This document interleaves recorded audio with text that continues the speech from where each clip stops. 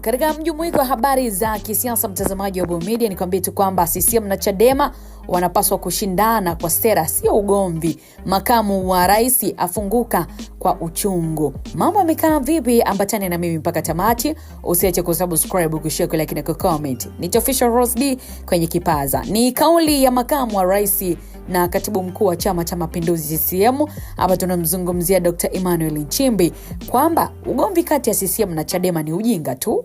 Imeibua mjadala mpana sana miongoni mwa wananchi, wachambuzi wa siasa na wanachama wa vyama mbalimbali nchini. Kauli hiyo ya Emmanuel Nchimbi, akizungumza katika video ambayo ilisambaa kwenye mitandao ya kijamii, Dr. Nchimbi alisema kuwa kwa muda mrefu amekuwa akipinga vitendo vya kuonekana kisiasa na kusisitiza kuwa kila Mtanzania ana haki ya kushiriki katika ujenzi wa taifa kupitia chama chochote cha siasa alichokichagua. Katika nukuu anasema, kila mtu ana haki ya kutumikia nchi kupitia chama alichochagua. Ugomvi kati ya CCM na Chadema ni ujinga tu, alinukuliwa Dr. Nchimbi akizungumza. Kauli hiyo imekuja wakati ambako kukiwa na mvutano mkubwa wa kisiasa kuhusu marufuku ya mikutano ya hadhara ya vyama vya siasa, hatua ambayo imezua mjadala kuhusu uhuru wa kisiasa na haki za kikatiba.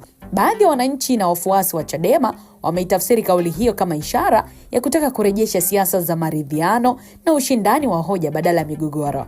Kwao, kauli hiyo inaonyesha kuwa hata ndani ya CCM kuna viongozi wanaosisitiza umuhimu wa kuheshimu haki za kisiasa na misingi ya demokrasia. Sasa, kwa upande mwingine, baadhi ya wanachama wa CCM wanaamini kuwa kauli hiyo inaweza kutafsiriwa tofauti na kuonekana kama kudhoofisha msimamo wa serikali katika hatua zake za kulinda usalama na utulivu wa nchi. Wanasema hatua mbalimbali zinazochukuliwa na serikali hazilengi chama chochote, bali zinalenga kuhakikisha amani inaendelea kudumishwa. Wachambuzi wa masuala ya siasa wanasema kauli ya Dr. Nchimbi imefungua mjadala muhimu kuhusu mustakabali wa siasa nchini, lakini wanaeleza kuwa Watanzania wengi wanatarajia kuona vyama vya siasa vikishindana kwa sera, mipango ya maendeleo, ajira kwa vijana, ukuaji wa uchumi na utoaji wa huduma bora za jamii badala ya migogoro ya kisiasa.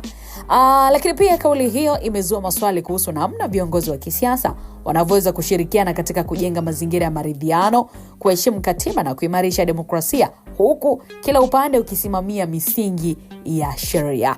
Kadiri mjadala unavyoendelea, macho ya wengi yanaelekezwa kuona iwapo kauli hiyo italeta mabadiliko katika mazungumzo ya kisiasa nchini au itaendelea kubaki kuwa sehemu ya mjadala ambao unaendelea. Tunaendelea kukuhabarisha mtazamaji kwa wakati mwingine. Hivyo basi, endelea kuwa mwanafamilia na mtu wa kwanza kabisa kupata taarifa mbalimbali kwa kubonyeza neno lililoandikwa subscribe.